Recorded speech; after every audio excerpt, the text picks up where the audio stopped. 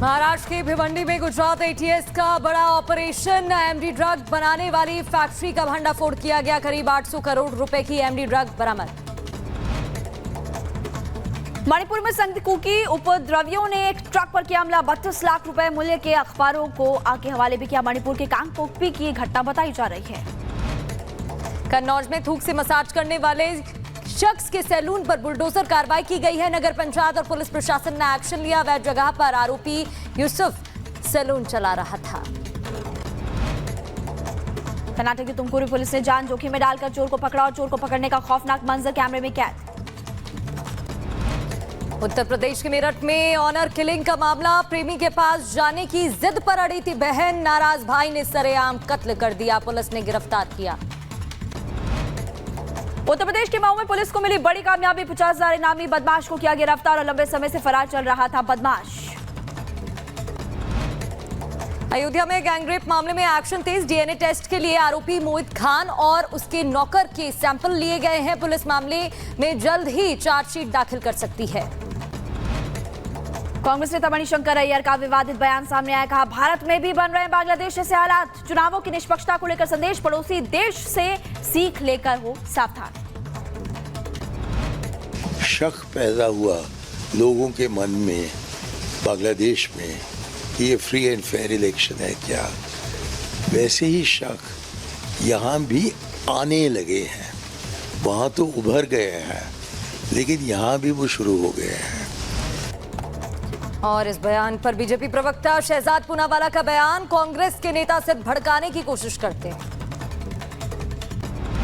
हिंसा के लिए लोगों को भड़काना और उसके लिए एक प्रकार से जायजीकरण, एक लेजिटिमेसी तैयार करना। मोदी को बैलेट से नहीं हरा पाए तो बुलेट से हराने की बात करने की एक प्रकार से पृष्ठभूमि बना रहे हैं। लोकसभा में 12 बजे पेश होगा वक्फ संशोधन विधेयक। मंत्री किरण रिजिजू पेश करेंगे बिल। पाकिस्तान में मैंगो डिप्लोमेसी एक बार फिर सुर्खियों में। पाकिस्तानी उच्चायुक्त भारत ने 7 सांसदों को आम भेजे, जिसके बाद से अब सवाल खड़े हो रहे हैं। पाकिस्तान की तरफ से राहुल गांधी समेत 7 विपक्षी सांसदों को आम भेजे गए। पाकिस्तान से आम आने को लेकर विपक्ष ने हमला बोला। पाकिस्तानी उच्चायुक्त ने 7 विपक्षी सांसदों को आम भेजे। राहुल गांधी, शशि थरूर और इसके अलावा इकरा चौधरी का नाम सामने आ रहा है, जिनको आम भेजे गए हैं। इसके बाद अब बीजेपी सवाल खड़े कर रही है। पाकिस्तान की तरफ से आम आने पर गिरिराज सिंह ने करारा हमला बोला और कहा कि राहुल गांधी को यूपी के आम अच्छे नहीं लगते। हिमाचल पर कई जगहों पर बादल फटे हैं। राज्य में लगातार हालात बिगड़ रहे हैं। अलर्ट मोड पर है प्रशासन। बादल फटने से 45 लोग बह गए। लोगों को बचाने के लिए लगातार राहत बचाव कार्य चलाया जा रहा। और गंगा नदी का जलस्तर बढ़ गया है। कई घाट जलमग्न हो गए हैं। हालातों को लेकर प्रशासन अलर्ट मोड पर। लोगों को न जाने की इलाकों में अपील। उत्तर प्रदेश के मुजफ्फरनगर में पुलिस और लुटेरों के बीच मुठभेड़। एनकाउंटर के दौरान 3 लुटेरे गिरफ्तार किए गए। उत्तर प्रदेश के गोंडा में जिला अस्पताल के मरीज की डॉक्टर और स्टाफ ने जमकर पिटाई कर डाली। लोहे की रॉड और डंडों से मारपीट।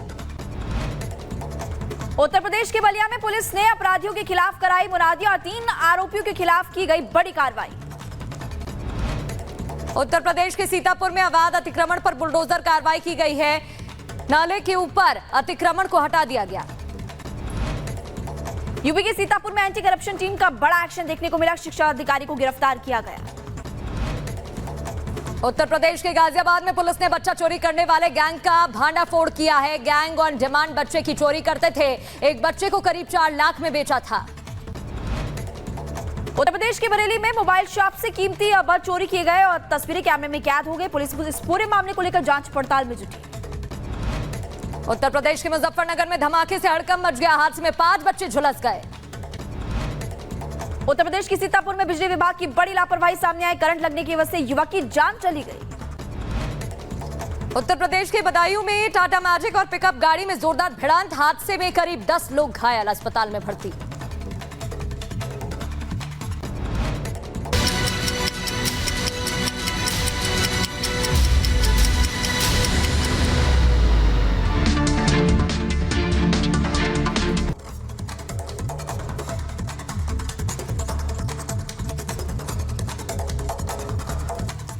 ब्रिटेन में एक हफ्ते से ज्यादा का वक्त हो गया है, हिंसा लगातार जारी है और कोशिश ये की जा रही है जो अप्रवासी इस वक्त ब्रिटेन में अलग अलग जगहों पर घुसे हुए हैं, ये आरोप लगाए जा रहे हैं कि वो लोग घुसे हुए हैं, उनको बाहर निकालने के लिए लगातार हिंसा हो रही है। और इसको लेकर सवाल ये है कि प्रशासन की ओर से वहां पर या फिर सरकार की ओर से कोई बड़े कदम क्यों नहीं उठाए जा रहे हैं। लगातार ब्रिटेन जल रहा है लेकिन उसके बाद भी किसी का ध्यान इस ओर नहीं जा रहा है क्योंकि दंगे की चपेट में है ब्रिटेन। और ये पहली बार नहीं है, इसके पहले भी ऐसी तस्वीर सामने आती रही है। रिपोर्ट देखिए।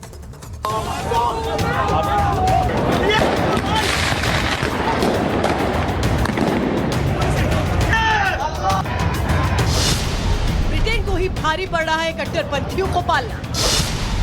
हिंसक प्रदर्शन की चपेट में आए इंग्लैंड के दर्जनों शहर, पहले दुनिया भर के चरमपंथियों और उग्रवादियों को दी पनाह। अब कट्टरपंथियों के खिलाफ ब्रिटिश जनता ने संभाला मोर्चा।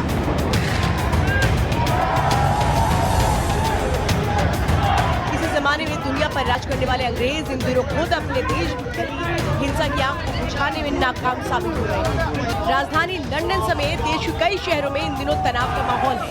आम लोग सड़कों पर उतरकर कानून व्यवस्था को चुनौती दे रहे हैं, जिससे निपटने में ब्रिटिश सरकार के पसीने छूट गए।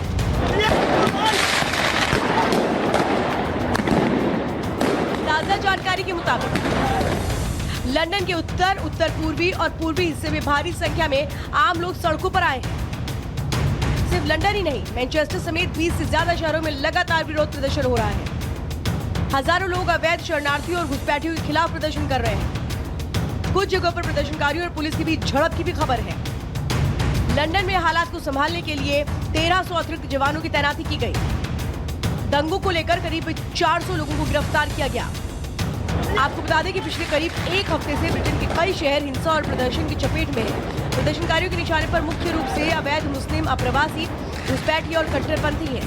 प्रदर्शनकारियों ने कई ऐसे ठिकानों को और होटल्स पर हमले भी किए जहां अवैध रूप से ब्रिटेन आने वालों को शरण दी जाती है। यहाँ तक कि कुछ धार्मिक स्थलों पर भी हमले की कोशिश की, जिसके बाद धार्मिक स्थलों की सुरक्षा के लिए अतिरिक्त उपाय किए गए।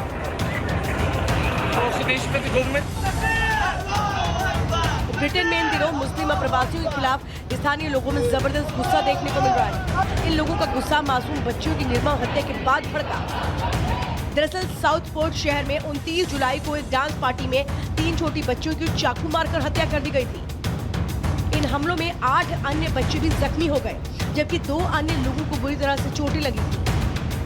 इस वारदात के बाद यह अफवाह फैल गई कि बच्चों पर हमला करने वाला एक शरणार्थी था। दावा किया गया कि हमलावर अवैध रूप से ब्रिटेन में घुसा था और अब शरण मांग रहा है, जिसके बाद अवैध प्रवासियों और धार्मिक शरणार्थियों के बीच हिंसक प्रदर्शन शुरू हो गए। इन प्रदर्शनों की आग कई शहरों में फैल गई, जिसकी वजह से ब्रिटेन की कानून व्यवस्था की पोल भी दुनिया के सामने खुल गई। यहाँ तक कि भारत ने भी ब्रिटेन की यात्रा करने वाले अपने नागरिकों के लिए एडवाइजरी जारी की है। इससे पहले ब्रिटेन में जब भी हिंसा, हंगामा या दंगे जैसी वारदात होती थी तो इसके पीछे आमतौर पर बाहर से ब्रिटेन में घुसे लोगों के संगठन शामिल होते थे। लेकिन अब ब्रिटेन के मूल निवासियों ने भी ऐसे लोगों के खिलाफ मोर्चा खोल दिया है जो पहले शरण मांगते हैं, फिर ब्रिटेन के आम लोगों को ही निशाना बनाते हैं। Bureau report, Republic Bharat.